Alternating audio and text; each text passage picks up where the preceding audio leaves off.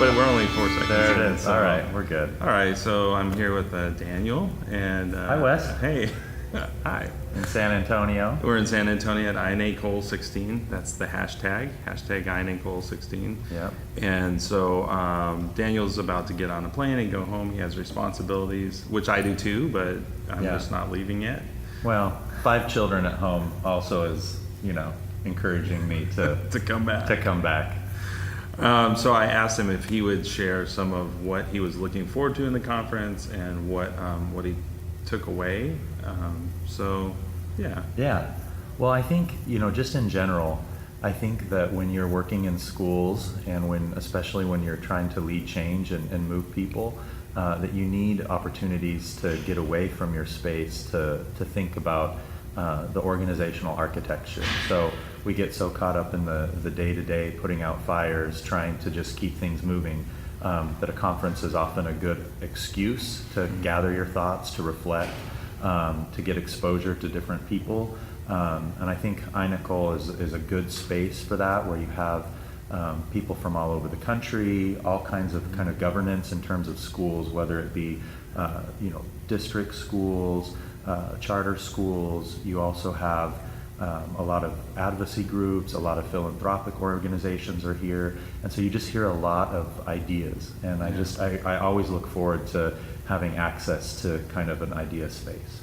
Yeah, I'll say for me, I think the mix of people here is maybe a little bit richer than in the past. Okay. And I think maybe it's because vendors and researchers are pushing into that space. And before, I think that it used to be called the Virtual School Symposium, and it felt like it was like 95% practitioners and 5% vendors.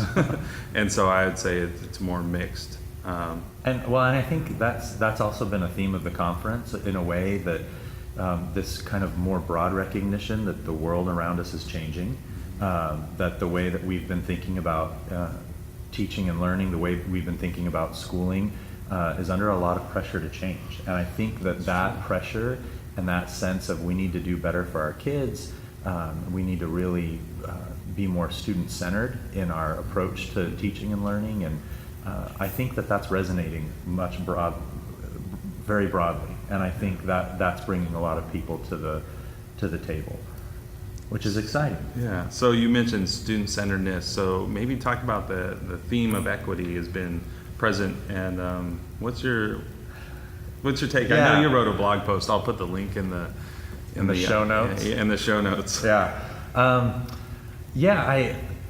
So you get the conference agenda, the symposium agenda, and right there on the cover, it's innovating for equity and redefining success.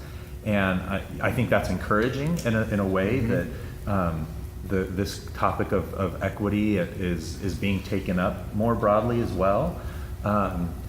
And so I've been encouraged by conversations about how do we accelerate learning for our most struggling learners, how do we uncover some of the institutional inequities that are facing our most marginalized kids, often students of color living in poverty.